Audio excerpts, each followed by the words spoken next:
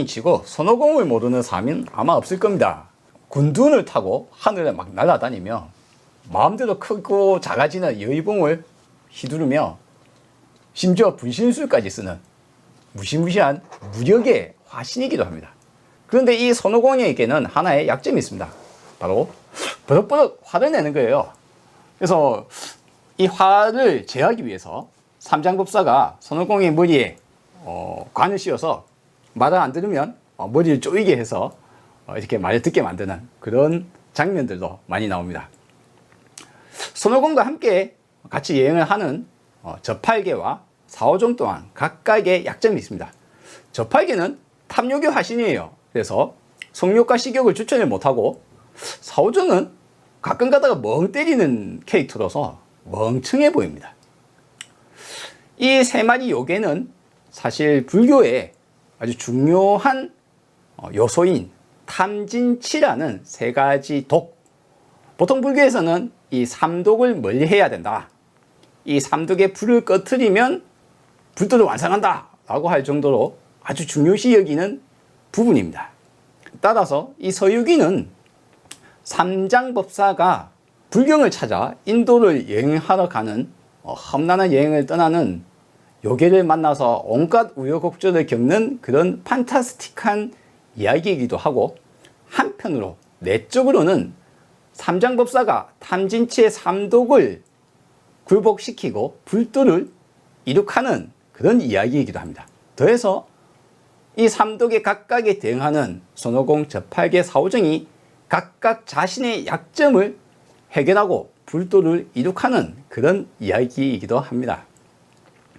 저희 불교혁명이라는 이번 시리즈물 영상들은 사실 숨겨진 부재가 있습니다. 바로 탐진치의 비밀입니다. 여러분들도 삼장법사와 마찬가지로 저와 함께 탐진치의 비밀을 밝혀내서 불도를 이룩하는 그런 여정을 함께 떠나고 있는 것으로 보셔도 좋습니다. 자, 오늘은 이 탐진치 중에 화내지 말라에 해당하는 손오공, 화에 대해서 공부를 한번 해볼 겁니다. 앞전 영상에서도 한번 말씀드렸다시피 압축된 문장, 자주 언급된 단어, 이런 것들은 오해받을 수가 있습니다. 특히나 그냥 별 의문 없이 그 내용을 받아들이면 그냥 그렇지, 나는 안다, 이렇게 생각할 수도 있어요. 그런데 이 오해가 사실 불교 전반에 걸쳐서 거의 대부분의 사람이 잘 모르는 부분이 있습니다. 바로 탐진치의 비밀이에요. 자, 오늘 들어가는 거, 화. 왜 화를 내지 말라고 했을까? 화가 나쁜 거라서? 아니면 화는 뭐죠? 화는 왜 나는 걸까요?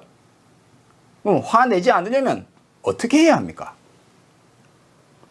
자, 한번 들어가 봅시다. 이 화에 대해서 이야기를 하는데, 탐진치의 비밀을 밝히는 것의 기준이 되는 것은 제가 최초로 경전 하나를 가져왔습니다. 바로 팔개송경이라고 합니다. 이 경은 남전, 즉 테라와다 불교 쪽에 수타 니파타라는 경전이 있습니다. 요거는 수타는 경이란 말이고 니파타는 모은다라는 뜻이거든요. 그러니까 경전을 모았다. 그래서 수타 니파타 안에는 경전이 여러 개가 들어가 있습니다. 그 중에 네 번째 경에 속합니다. 네 번째 경에는 16개의 경이 모여져 있어요.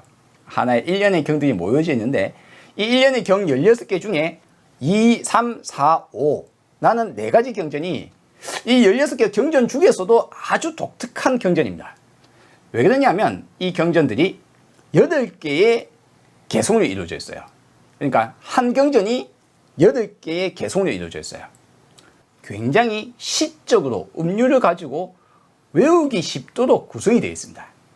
말하자면 과거에 부처님 제자들이 이 노래를 외워서 다니고, 그리고 그 후임에게 다시 그 노래를 전달하는, 그와 같이 부처님 제자라면 아마도 거의 반드시 외워야 하는 그런 노래가 아니었을까 라고 짐작을 할 수 있겠습니다. 쓰여진 단어들도 상당히 좀 고어적인 느낌이라고 합니다. 자, 여기에 나오는 8개송들 4가지 경전이 있습니다. 4가지 경전이 굉장히 지금 불교학자들 입장에서는 가장 오래된 경전 중에 하나가 아닌가라고 이렇게 추정을 하고 있는 경전입니다. 여기에는 이 4경전이 있는데 4경전 중에 첫 번째가 탐, 두 번째가 진, 세 번째가 치, 마지막에 하나가 있는데 요것은 지금 사라졌어요. 이거에 대한 비밀도 앞으로 말씀을 드릴 겁니다. 어쨌거나 오늘 말씀드릴 것은 그 중에 진에 해당하는 거, 화, 제가 말씀을 드릴 겁니다. 8개 개송으로 되어 있는데 그 중에 2개 개송을 오늘 불러드리고 여기에 대해서 공부를 해볼 겁니다. 참조로 이 경전의 말씀들을 국내에는 대략 한 4-5가지 종류의 번역이 있습니다. 일본어로 번역되어 있는 것을 한국의 법정 스님이 번역하신 본이 있고요. 또 국내의 전재성 씨나 또는 강목 스님이시나 또는 석지현 씨나 이렇게 여러 분이 번역을 하셨어요. 그래서 한글로 번역된 본도 있고 또 이제 외국에 영어로도 번역된 것이 많이 있습니다. 제가 이제 구할 수 있었던 것이 외국 영문본 4가지랑 한국 3가지 본을 구할 수 있었습니다.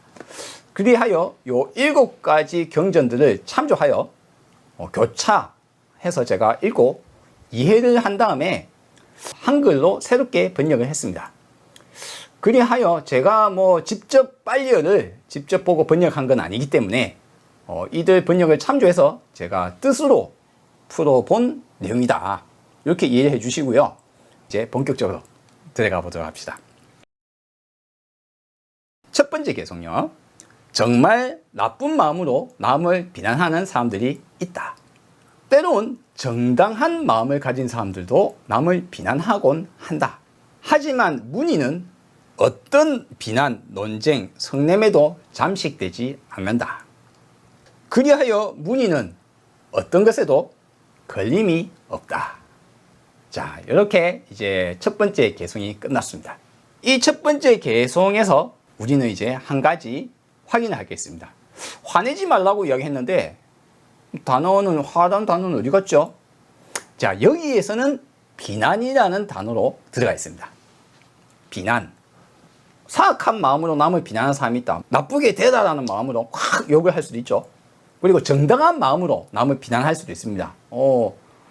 저 사람이 잘못된 거야. 너는 그렇게 하면 안 돼! 라고 막 이렇게 말을 할 수도 있죠. 그런데 문의는 어떠한 비난, 논쟁, 성냄 등에 잠식되지 않는다 라고 이야기합니다. 제가 여기에서 3가지 단어를 쓴 이유는 비난이라는 단어가 비난으로 끝이 나지 않기 때문입니다. 왜 화를 내지 말라고 하는 오늘의 제목에서 화라고 표현되어 있는데 이 진은 화를 낸다라는 말 속에는 화를 낸다, 성을 낸다, 그리고 비난한다. 비난한다. 자, 비난을 서로 비난하면 어떻게 될까요? 논쟁, 서로 또 뭐 이렇게 말다툼을 할 수 있겠죠. 그 다음 또 뭐가 있을까요? 둘로 확 나눠져 가지고 서로 간에 싸우면 그 단어를 뭐로 표현할까요? 분쟁, 그쵸? 그리고 이것이 더 커지게 되면 전쟁으로 비화됩니다. 자, 어쨌거나 화를 내지 말라고 했는데 화는 바로 이와 같이 비난, 분쟁, 논쟁 등으로 생각할 수도 있다. 하지만 문의는 그 어떠한 논쟁에도 잠식되지 않는다라고 표현했어요. 일단 문의가 뭔지 여러분들이 무슨 말인지 못 알아듣겠잖아요.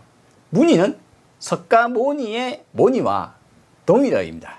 한자로 이렇게 번역할 때 뒤에는 샤카문이 되어 있는데 이것을 음차를 해서 그대로 석가모니로 이제 한자로 쓴 겁니다. 중국에서 어떻게 발음했는지는 모르지만 한국에서는 석가모니로 발음을 하고 있는 겁니다.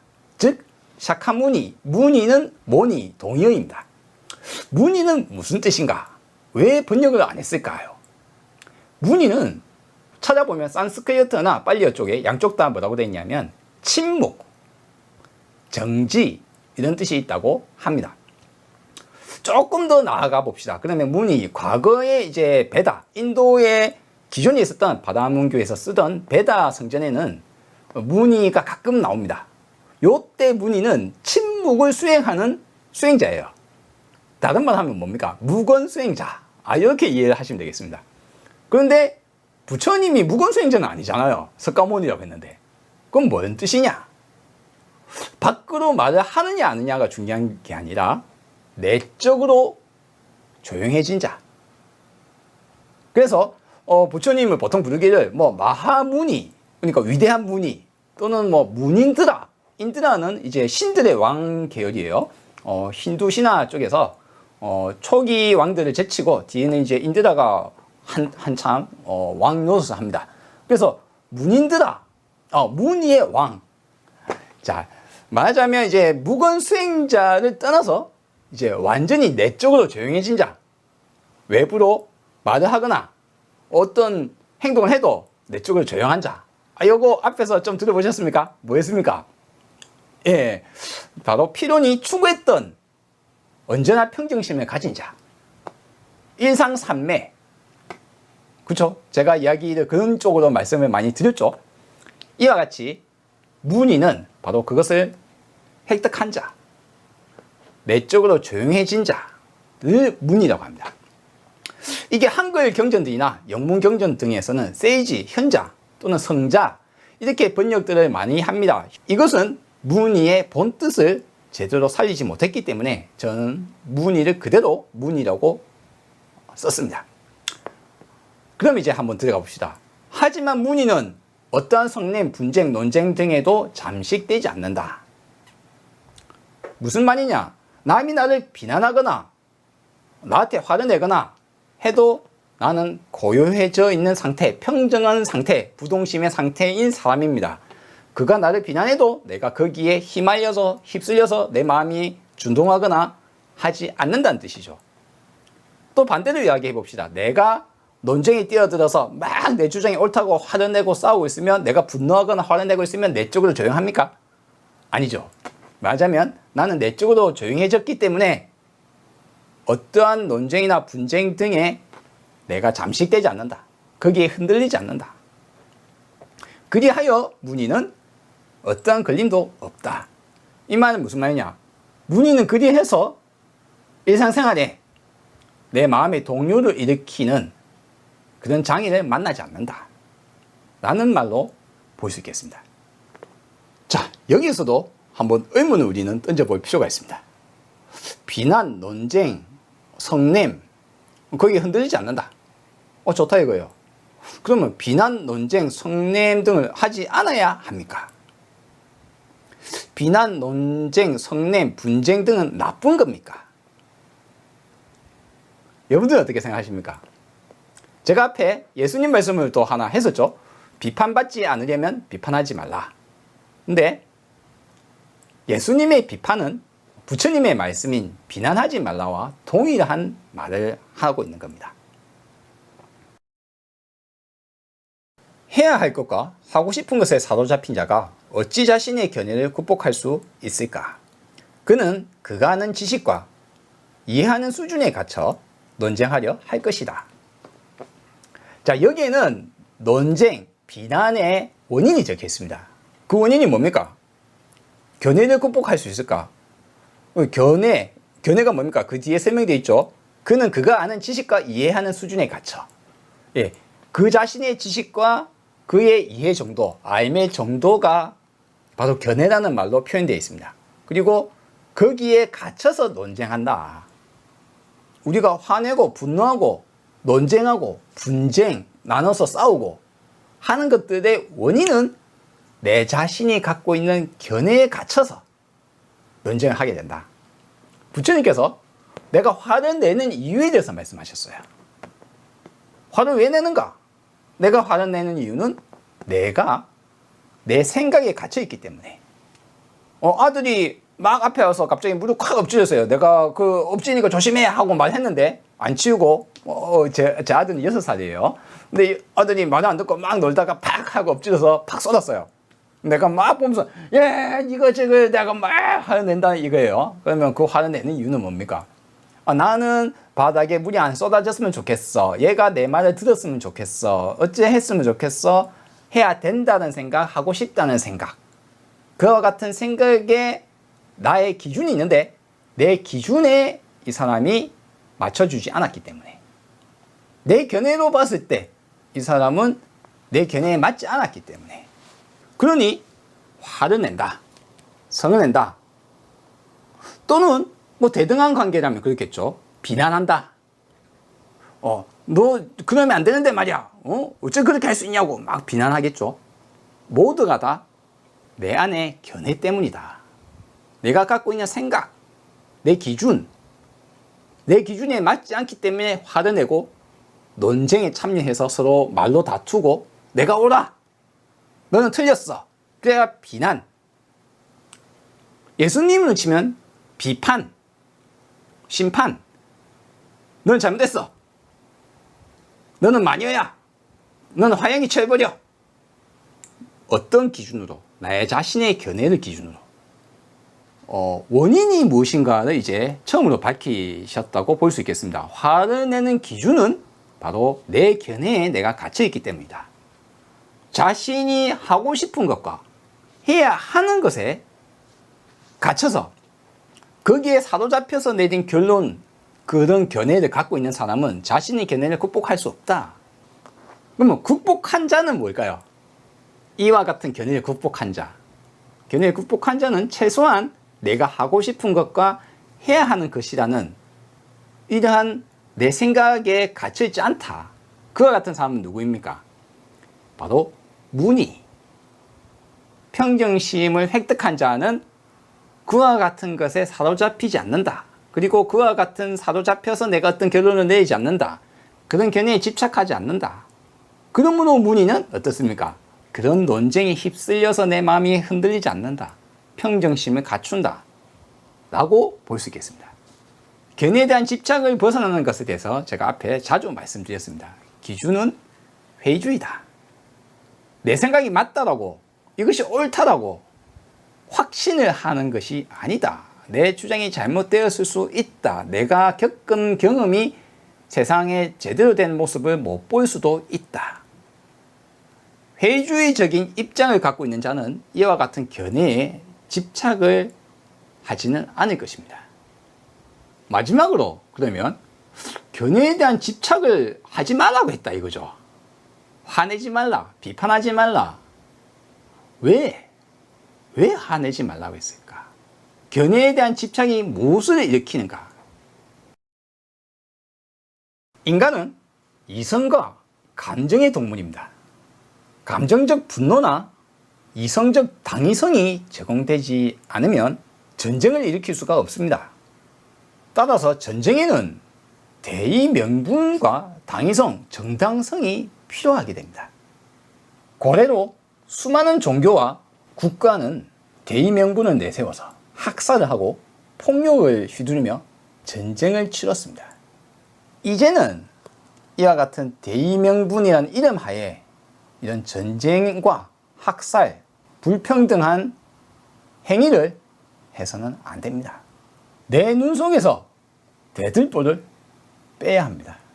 그리하여 밝게 보고 우리는 이제 단호히 거절해야 합니다. 화내지 말라는 부처님의 말씀과 비판하지 말라는 예수님의 말씀은 기본적으로 같은 구조를 가지고 있습니다. 비판하지 말라, 화내지 말라, 논쟁하지 말라, 싸우지 말라, 분쟁을 하지 말라. 왜? 너희들의 견해에 붙들려 있다. 예수님은 너희 눈 속에 대들보를 빼라.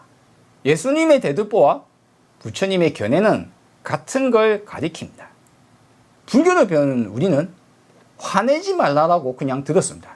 그런데 여기에 대해서 의문을 가지지 않으면 화는 무엇이지? 왜 화내지 말라고 하지? 어떻게 화를 멈출 수 있을까? 수많은 의문들을 가지지 않으면 이 압축된 단어 하나로 그냥 듣고 알았다고 생각하면 알 수가 없습니다. 이것은 부처님의 말씀과 예수님의 말씀이 모두 마찬가지입니다. 우리는 이와 같이 의문을 던져야 합니다. 질문이 곧 답입니다. 자, 다음 화에서는 프랜시스 베이컨을 소환해서 우리의 들보, 우리의 견해, 이것이 어떻게 이루어져 있는가, 거기에 대해서 조금만 더 상세하게 공부를 한번 해보도록 하겠습니다. 네, 다음 화에 뵙겠습니다.